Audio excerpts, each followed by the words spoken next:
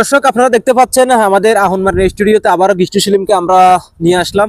তো আজকে আমরা আসলে সোশ্যাল মিডিয়াতে যে বিষয়টা নিয়ে বেশি আলোচনা সৃষ্টি হতেছে আলম হাসানকে নিয়ে এবং সুবর্ণাকে নিয়ে যে আলোচনা সৃষ্টি হতেছে তাদের তালাক কেন হলো, বা যেখানে সুবর্ণা বলেছিল যে আমার বাপ মাকে ছেড়ে দিব কিন্তু আমি আমার স্বামীকে ছেড়ে কোথাও যাব না, সেখানে দেখা গেছে কি 2 মাস 3 মাস না যেতে আলম হাসান তার স্ত্রীকে তালাক দিয়ে ফেলছে। আসলে কি কারণ দিয়েছে, কি আসল বিষয় যদি আপনি একটু বলতেন তাহলে আমার অডিয়েন্স গুলো আসলে বুঝতে পারতো। তো আপনি আপনাকে অসংখ্য ধন্যবাদ আপনাদের আহনমারি নেটওয়ার্ক শোতে আমাকে আবার নিয়ে আসার জন্য। আসলে আলম খান বা আলম খানের ওয়াইফকে নিয়ে আমি কোনো কথা বলতে চাই না, সেটা হচ্ছে কি আসলে যারা কন্টেন্ট তৈরি করে মানে কাপল ব্লগ তৈরি করে, তারা বউ নিয়ে বিজনেস করে, আসলে তাদের বিবাহ দাম্পত্য জীবনটা কখনো সুখর হবে না।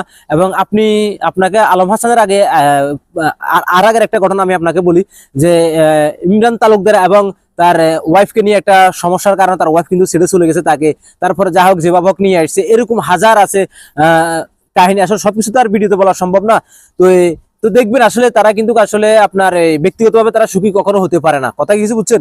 তো আলম হাসানের আসলে আমার মনে হয় না তার শারীরিক গঠন বা তার ওই কি বল ওইটা ভালো না, যার কারণে সে মানে ঘন ঘন বিয়ে করতেছে এবং তালাক দিতেছে। তার আগের স্ত্রীটা চলে গেছে এবং তার দ্বিতীয় স্ত্রী যিনি ছিলেন তিনি বারবার বলতেছেন যে আমাকে দিয়ে শুধু ভিডিও বানাতে, বাসর করে নাকি তিনি গিয়ে বলতেছে তার ওয়াইফকে ভয়েস দেওয়ার জন্য।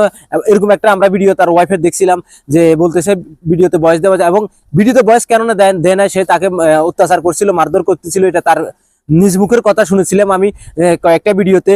তো আসলে কি বলবো, আলম হাসানকে ওই আপনি দুনিয়া সাকিব এবং ওই শিখার একটা ভিডিও দেখছেন না কিটিং, আলম হাসানের ওয়াইফ দ্বিতীয় ওয়াইফটা যদি এটা কাটিং করে দিত তাহলে মনে হয় যে আমার মনে হয় যে ভালো হতো সে। এবং আবার সোশ্যাল মিডিয়াতে আসি বলতেছে না সুবর্ণা সবকিছু মিথ্যে বলতেছে, আমার দ্বিতীয় স্ত্রী সবকিছু মিথ্যে বলতেছে, তার ফেজের জন্য বলতেছে। আরে ভাই তোর প্রথম স্ত্রী চলে গেছে কেন, তাহলে তুই সেটা জবাব দে। এক কথায় শেষ, সোশ্যাল মিডিয়াতে যারা বনিয়ে ব্যবসা করবে তাদের ভিডিওগুলো দেখা বন্ধ করে দেন, তাদেরকে সবাই আনফলো করে দেন, তাহলে সবাই সিধা হয়ে যাবে। যাক গিট্টু সাহেব আপনাকে অসংখ্য ধন্যবাদ। আমাদের যদি ভিডিওটা আপনাদের ভালো লাগে অবশ্যই আমাদের পেজটি ফলো করে রাখবেন, আর যদি ইউটিউব চ্যানেল থেকে দেখে থাকেন তাহলে আমাদের ইউটিউব চ্যানেলটা সাবস্ক্রাইব করে রাখবেন। আর আমাদের ভিডিওটা কেমন হয়েছে অবশ্যই একটা কমেন্ট করে জানাবেন।